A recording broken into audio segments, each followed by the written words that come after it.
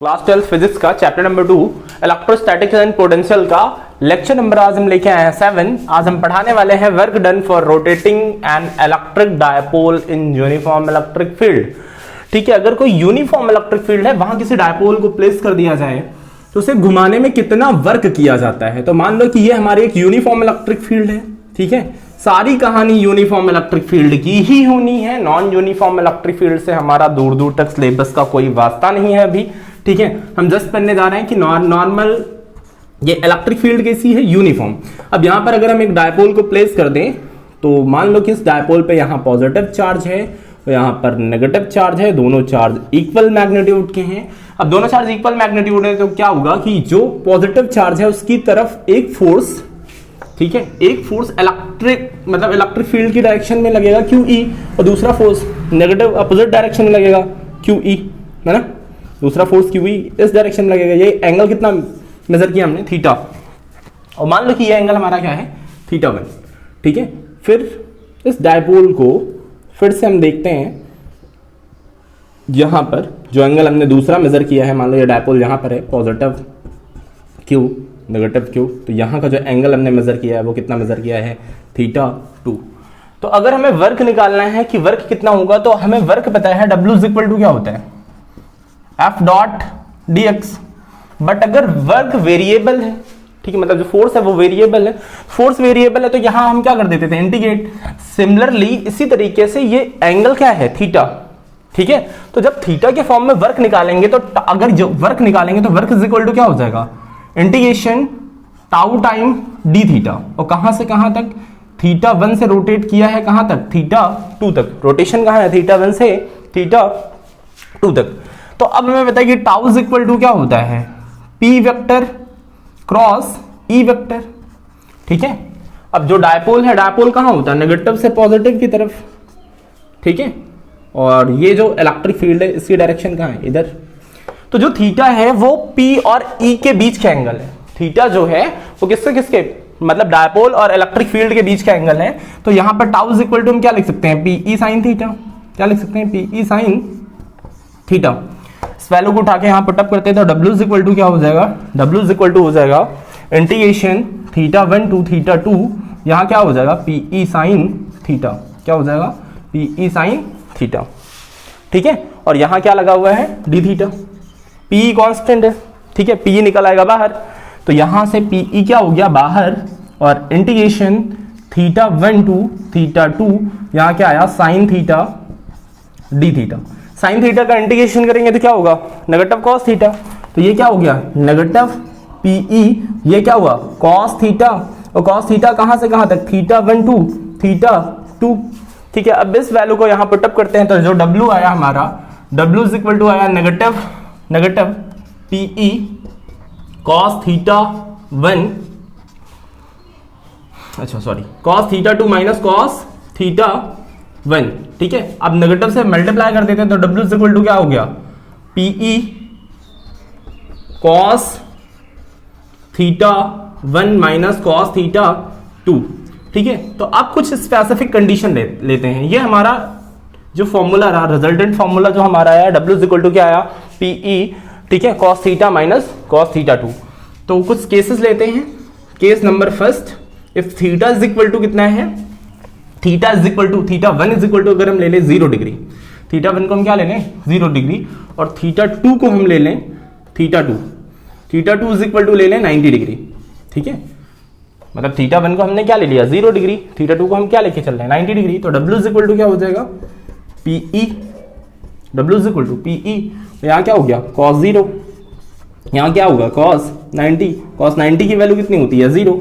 तो W is equal to क्या आया, PE, W is equal to क्या आया, PE। ठीक है, अगर हम केस नंबर सेकंड देखते हैं, तो केस नंबर सेकंड में अगर हम थीटा को क्या ले लें, ठीक है, क्या ले लें, θ1 इज इक्वल टू 0 डिग्री, और θ2, जो θ2 है उसे हम क्या ले लें, थीटा। क्या ले लें, थीटा। θ2 को हम क्या ले लें, थीटा। तो यहां पर जो फॉर्मूला आएगा W इज इक्वल टू क्या आएगा, PE। ठीक है, यहां पर वैल्यू पुटअप करते हैं, cos 0 माइनस का cos थीटा। ठीक है, तो यहां क्या हो जाएगा, W is equal to PE cos zero की वैल्यू 1 माइनस कॉस थीटा।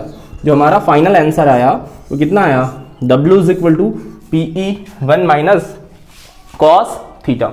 अगर हम क्या करें, केस नंबर थर्ड लेते हैं, ठीक है, केस नंबर थर्ड, अब हम डिस्कशन कर रहे हैं केस नंबर थर्ड में। तो केस नंबर थर्ड में अगर हम क्या कर लें, थीटा इज इक्वल टू हम कितना रख लें, theta 1 is equal to 0 degree और थीटा 2 को हम क्या रख दें, थीटा 2 को रख दें 180 डिग्री, ठीक है, कितना रख दें 180 डिग्री। तो अब जो वैल्यू आएगी हमारी W इज इक्वल टू क्या आएगा, PE cos थीटा, cos 0 की वैल्यू कितनी 1, ठीक है, थीटा 1, और ये cos 180 की वैल्यू कितनी -1, नेगेटिव पॉजिटिव 1, तो कितना हो जाएगा W इज इक्वल टू जो हमारा वर्क आएगा, ठीक है, वर्क आएगा W इज इक्वल टू तो कितना आएगा 2PE, कितना आएगा 2PE, मतलब यहां पर जो वर्क होगा वो क्या होगा, मैक्सिमाइज होगा।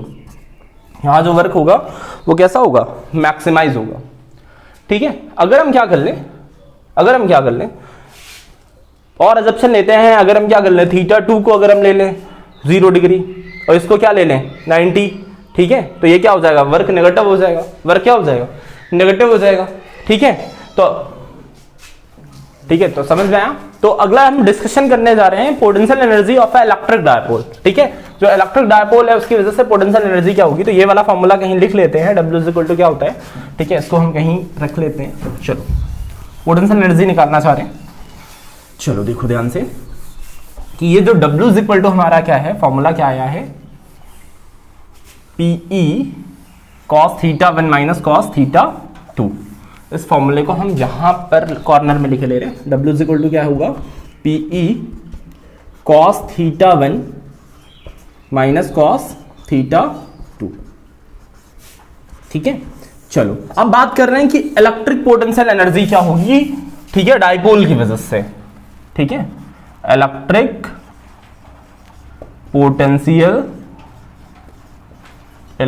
Potential energy of an electric dipole.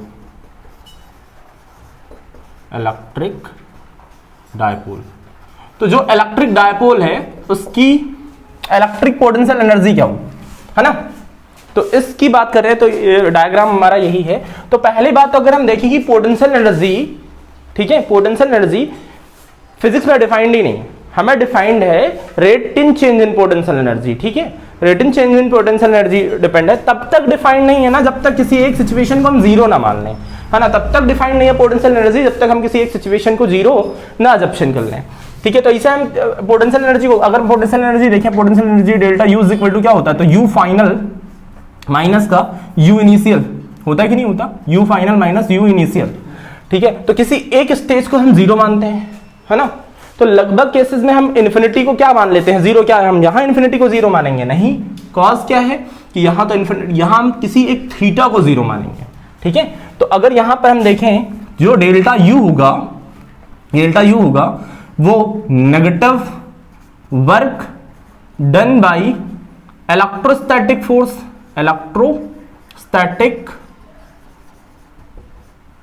के इक्वल होगा, ठीक है। क्या होगा, negative work done by electrostatic force, या फिर इसी को हम बोल दें delta U is equal to ये क्या होगा, positive work done by external agent, ठीक है, work done by external agent, ठीक है। और कंडीशन ये है कि काइनेटिक एनर्जी में चेंज ना हो, वेलोसिटी चेंज ना हो, ठीक है, तो तभी ये सही है, नहीं तो फिर रॉन्ग हो जाएगा। तो W एक्सटर्नल एजेंट, ठीक है। तो यहां पर अब हम क्या करते हैं, हमें पता है कि W इज इक्वल टू क्या है, PE cos theta minus theta 2। तो यहां पर delta U is equal to हम इसे लिख देते हैं PE कितना हुआ, cos theta 1 minus cos theta 2।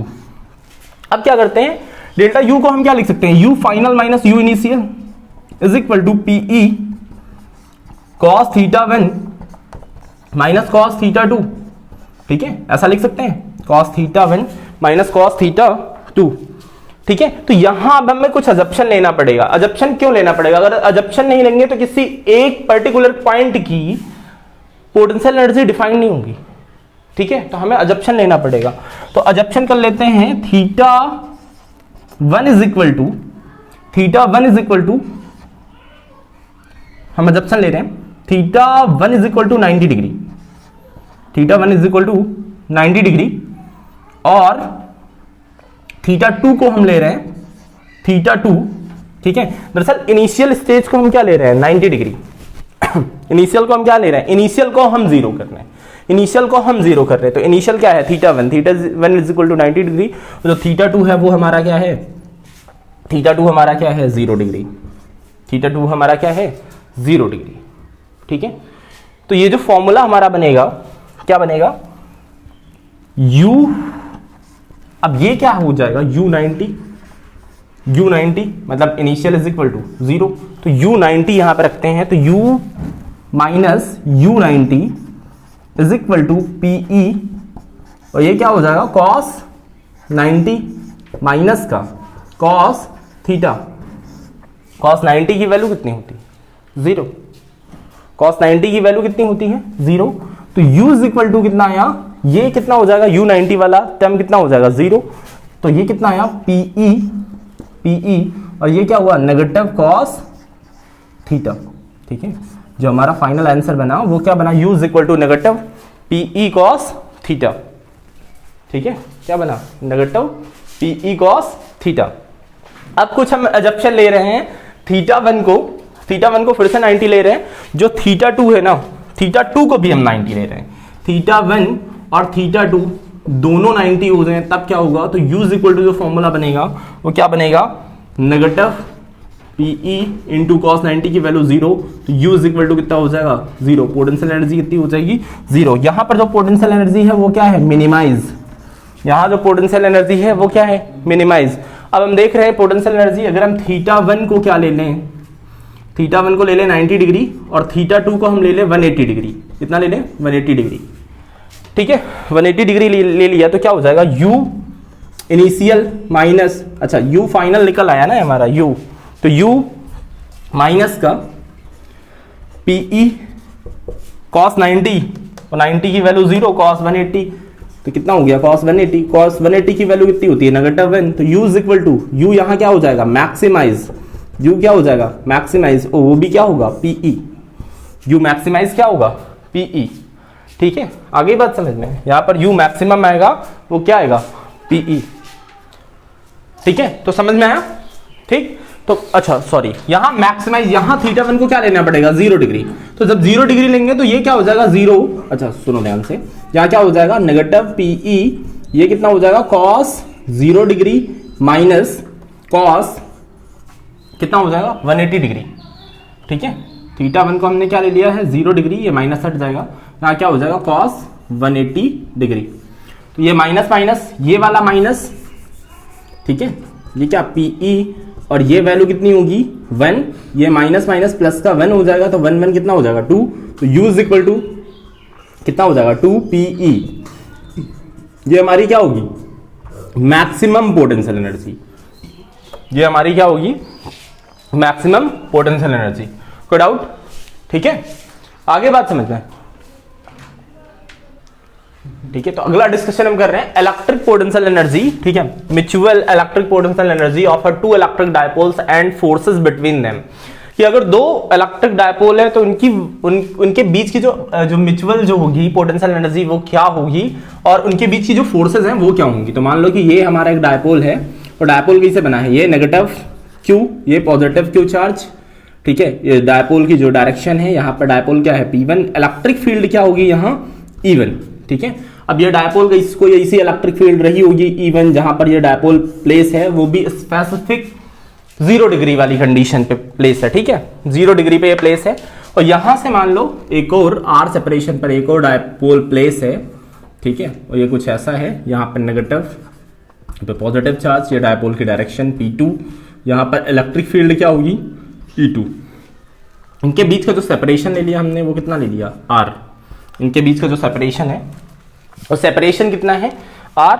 तो यहां हम देख रहे हैं कि सबसे पहले हम ये देख रहे हैं कि P1 की वजह से E2 पर पोटेंशियल एनर्जी क्या होगी, ठीक है, potential energy due to P1 on E2, तो यहां पर पोटेंशियल एनर्जी का फॉर्मूला क्या होगा, U is equal to negative PE ठीक है, हम स्पेसिफिक केस ले रहे हैं कि कौन सा वाला, पोटेंशियल एनर्जी हमने पहले पढ़ रखा है, U is equal to negative PE 0 degree वाला केस। ठीक है, तो यहां पर P1 डायपोल कौन सा है, P1 इलेक्ट्रिक फील्ड कौन सी है, E2, इलेक्ट्रिक फील्ड कौन सी है, E2। तो अगर हम जानते हैं कि E2 बराबर क्या होता है, जो फॉर्मूला हम यूज करते हैं E2 का, वो क्या हो जाएगा, K times 2P2 over R cube. ठीक है, ये इलेक्ट्रिक फील्ड का फॉर्मूला पता है ना, K 2P2 over R cube. इस वैल्यू को यहां पुटअप करते हैं तो U इज इक्वल टू हो जाएगा नेगेटिव P1 और यहां पर क्या हो जाएगा K 2P2 over R cube. ठीक है, तो इसे हम लिख सकते हैं U is equal to negative K P1 P2 over R cube. ठीक है, ये फॉर्मूला हमारा निकला। अब हम देख रहे हैं कि अगर हम देख रहे हैं कि P2 की वजह से E1 पर इलेक्ट्रिक फील्ड क्या हो, मतलब P2 की वजह से E1 पर पोटेंशियल एनर्जी क्या हो, potential energy due to P2 on E। ठीक है, तो यहां देखेंगे तो ये क्या हो जाएगा, U is equal to negative P2 और इलेक्ट्रिक फील्ड कौन सी है, E1। तो यहां पर देख रहे हैं केस क्या है, स्पेसिफिक 0 डिग्री वाला, ये पता है। तो यहां क्या हो जाएगा negative P2 as it is, यहां क्या हो जाएगा 2 क्या हो जाएगा K times 2P1 over R की पावर 3। ठीक है, अब इसको सॉल्व करेंगे तो U इज इक्वल टू जो फॉर्मूला में आएगा हमारा वो कितना आएगा, नेगेटिव P2। ठीक है, अगर इसको हम U1 मान के चलते हैं, इसको हम U2 मान के चलते हैं, जैसा मन है वैसा मान सकते हैं। ठीक है, इसे हम U1 मान के चलते हैं तो ये से हम U2 मान के चलते हैं तो वो कितना हो जाता है, नेगेटिव कितना हुआ, negative K P1 P2 over R cube. ठीक है, तो यहां हम क्या लिख सकते हैं, U1 is equal to U2 is equal to U is equal to negative K P1 P2 over R cube. ठीक है, क्या हो जाता, K times P1 P2 over R cube. चाहे तो यहां से K की वैल्यू पुट अप कर सकते हैं, K की वैल्यू क्या होगी 1 ओवर 4 पाई एप्सिलॉन नॉट।